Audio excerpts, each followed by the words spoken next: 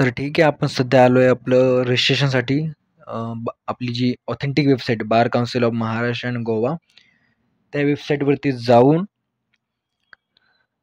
इथे खाली स्क्रोल केल्यानंतर तुम्हाला दिसेल एनरोलमेंट. एनरोलमेंटमध्ये गेल्यानंतर सर्व्हिसेसच्या टॅबमध्ये ऑनलाईन सर्व्हिसेस दिलेले आहे. त्याच्यामध्ये एनरोलमेंटमध्ये जायचं. त्यानंतर मग आपल्याला इथे इन्स्ट्रक्शन वाचायचे.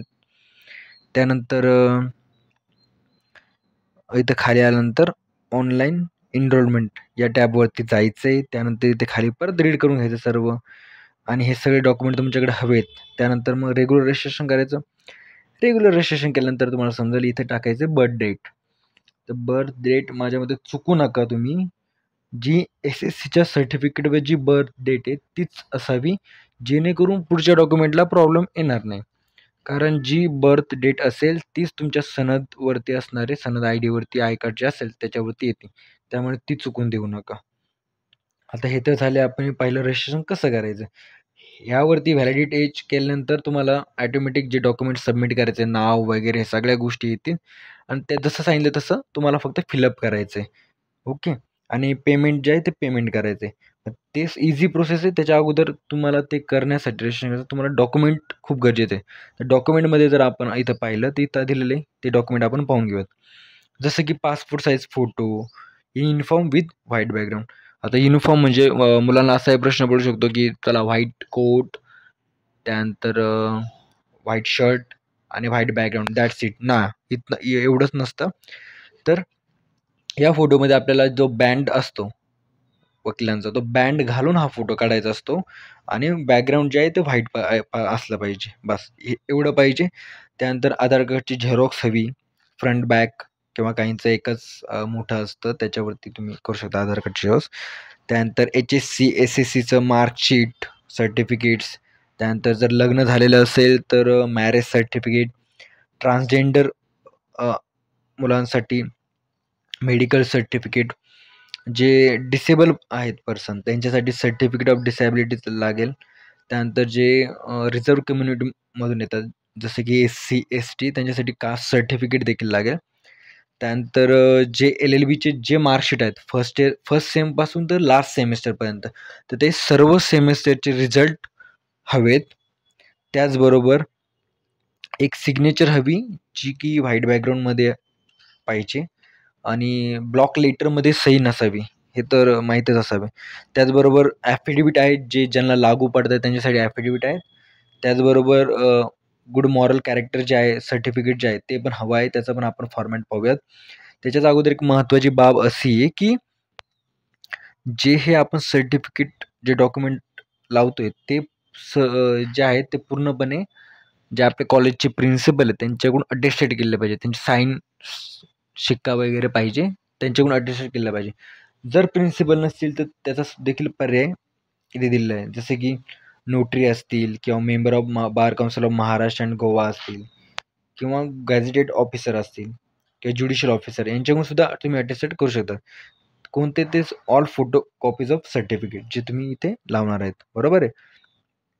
त्याचबरोबर जी अजून एक महत्त्वाची बाब आहे जी आपल्याला हवी ॲफिडेविट्स. त्या ॲफिडेविटमध्ये जर पाहिलं तर इथे तुम्हाला समजेल की पोलीस व्हेरिफिकेशनचा ॲफिडेविट तर मस्ट आहे कुठल्याही प्रकारे, जे तुम्हाला ॲफिडेविट लागेल. त्याचबरोबर हे जे आहे एजचं, ते एजचं जे ॲफिडेविट जे आहे ते ज्यांचं वय 26पेक्षा जास्त आहे त्यांनाच गरजेचं आहे. ज्यांचं 26पेक्षा कमी वय त्यांना एजचा ॲफिडेविट देण्याची गरज नाही. त्याबरोबर ज्यांच्या नावात बदल आहे त्यांना देखील ॲफिडेविट पाहिजे.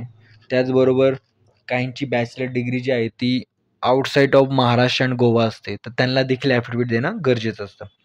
त्याचबरोबर रिझल्ट लागलेला नसतो काही मुलांचा सनद रजिस्ट्रेशनच्या वेळेस, तर तुम्ही ऑनलाईन मार्कशीट देखील सबमिट करू शकता.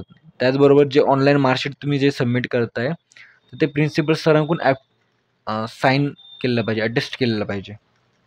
त्याचबरोबर जे इन सर्व्हिसमध्ये आहेत त्यांना देखील ॲफिडेविट देणं गरजेचं आहे. बरोबर आहे.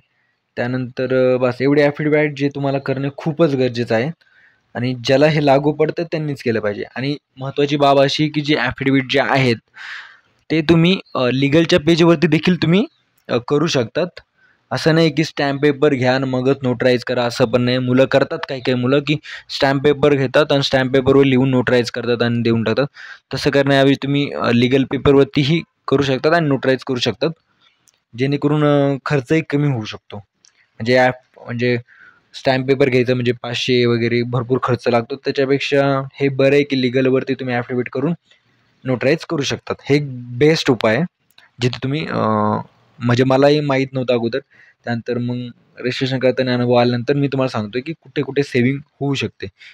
त्याचबरोबर certificate of good moral character जे सर्टिफिकेट जे आहे, यासाठी तुम्हाला असे वकील हवे की ज्यांची 10 वर्षापेक्षा जास्त प्रॅक्टिस झालेली. त्यांच्याकडूनच हे गुड मॉरल्स कॅरेक्टरचं सर्टिफिकेटचं साईन करून घ्यायची. ते पण 2 वकिलांकडून. 2 वकिलांकडून हे साईन करून घ्यायची, त्यांची माहिती भरायची आणि ते किती वर्षापासून तुम्हाला ओळखताय, हे देखील याच्यामध्ये नमूद करायचे. त्याचबरोबर हे तुम्हाला सबमिट करावे लागेल. हे सर्व डॉक्युमेंट रेडी करून ठेवल्यानंतरच तुम्ही रजिस्ट्रेशन करा, जेणेकरून तुम्हाला रजिस्ट्रेशन सोपं जाईल. तुम्ही रजिस्ट्रेशन घर बसल्याही करू शकतात किंवा सायबर कॅफेमध्ये जाऊनही करू शकतात. हे तुमच्यावरती आहे. आणि जरी देखील काही प्रॉब्लेम आला तर तुम्ही कमेंट करू शकता किंवा मला संपर्क साधू शकता. मी तुम्हाला नक्कीच सांगण्याचा प्रयत्न करेल की कसं काय करू शकतात. त्याचबरोबर अजून याच्यामध्ये महत्त्वाचं तर काही नाही, डॉक्युमेंट वगैरे करा. रजिस्ट्रेशन होऊन जाईल. त्यानंतर मग जर पुढचा काही याच्यामध्ये प्रश्न असेल तर मला नक्की कळवा. त्यावरती मी व्हिडिओ बनवेल, जेणेकरून तुम्हाला सोपं राहील की कसं काय करायचं आहे. ओके. तर तुम्ही जो व्हिडिओ पाहिला माझा त्याबद्दल तुमचे आभार. आणि तुम्हाला जर याची प्रोसेस तुम्हाला जर टेक्स्ट फॉर्मॅटमध्ये जर पाहिजे असेल तर आपले 3 वेबसाईट देखील आहे. अकॅडमी, मराठी अँड गाईड, जे परिवहन इन्स्टिट्यूटचेच सबसिडाईज आहेत. त्याच्यावरती जाऊन तुम्ही पाहू शकतात की टेक्स्ट कसं रजिस्ट्रेशन वगैरे करायचं. जर काही प्रॉब्लेम आले तर तिथे कमेंट पण करू शकता तुम्ही. आणि जे ॲफिडेविट हवेत, जे फॉर्मॅट हवेत, ते देखील मी त्या वेबसाईटवरती अवेलेबल करून देईल.